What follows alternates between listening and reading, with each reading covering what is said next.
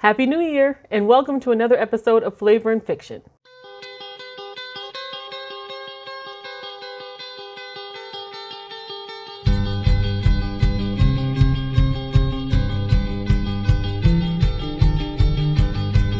So before we start, I just have to show you guys my new earrings. It's a little book stack. Isn't that nice?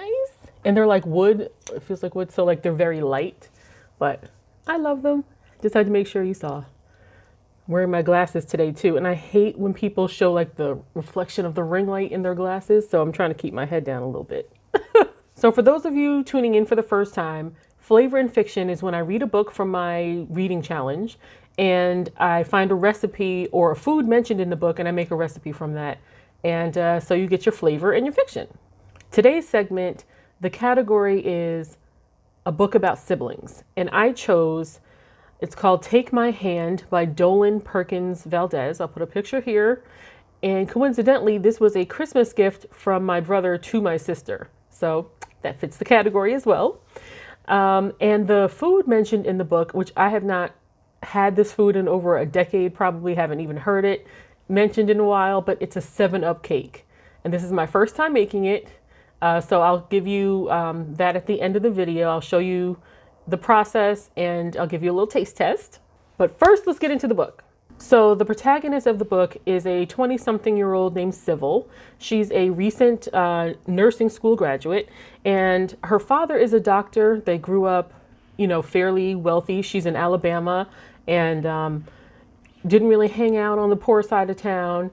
And her father wanted her to come work for him afterwards, but she wanted a dose of the real world. And boy, does she get it.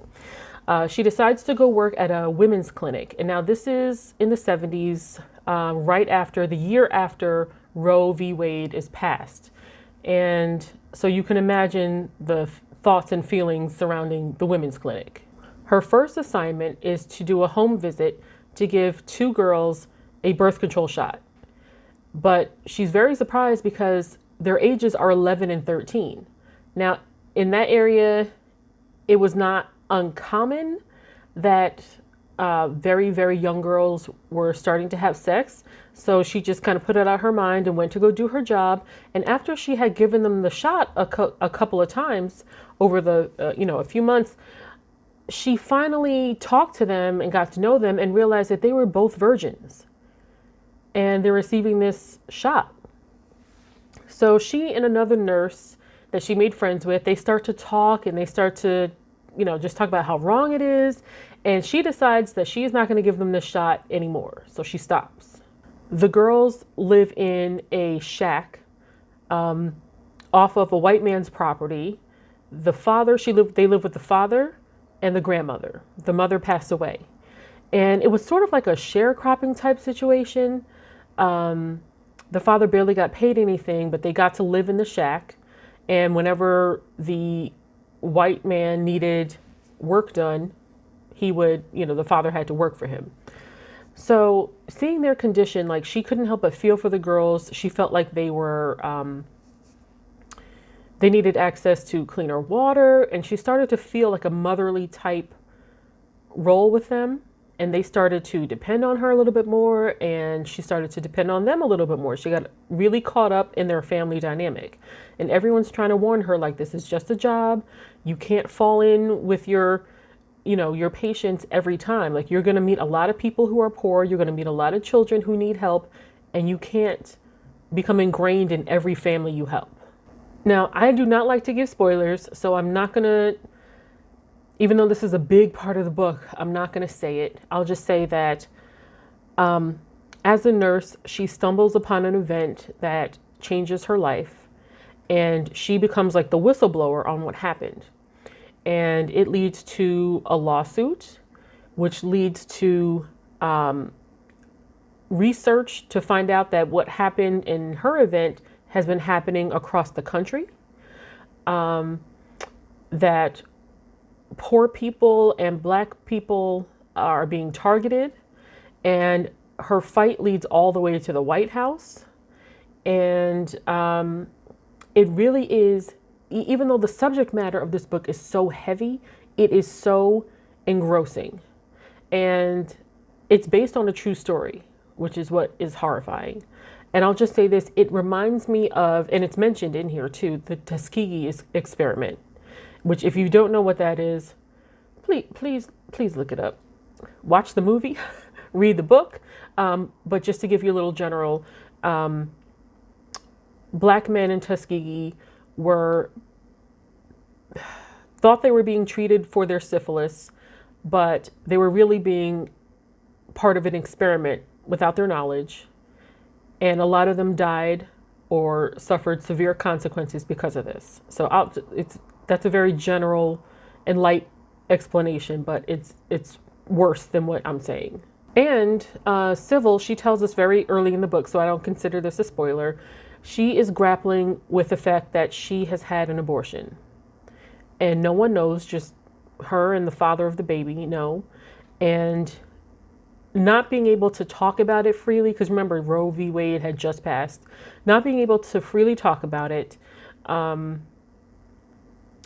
shame and the anger and the fear really affects her work as a nurse. And it's really nice how they tie in her personal life with, you know, her work and research as a nurse. And so the book starts out when she is retiring. And most of the book is like her flashing back to this point, you know, this point in her life. You know, in present day, she has a daughter. She's ready to retire. And she's thinking back about these two little girls that touched a nation. And she's kind of writing this letter to her own daughter to tell her what she wants her to take from the experience. Because as she says, history repeats what we don't remember. So that's the gist of the book. I know it sounds very heavy from what I described, but the writing was really great. I'm not sure if this was a debut novel. I have to look that up. But this is a great author, and I'll definitely be keeping her on my list. But now it's time to try a piece of the 7-Up cake.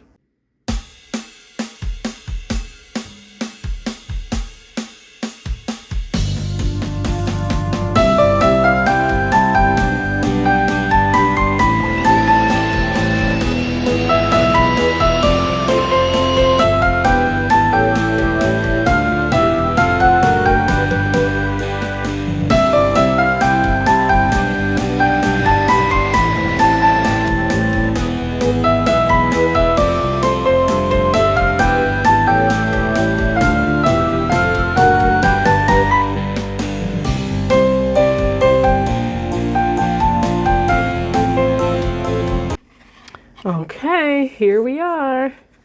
It smells so good and it's so warm.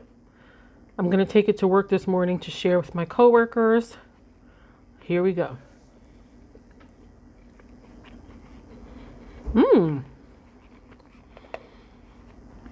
This would be perfect with a cup of coffee. I'm closing this out so I can go finish my cake with some coffee. But before I do, I just want to say thank you for tuning in for another episode of Flavor and Fiction. Happy reading and happy eating.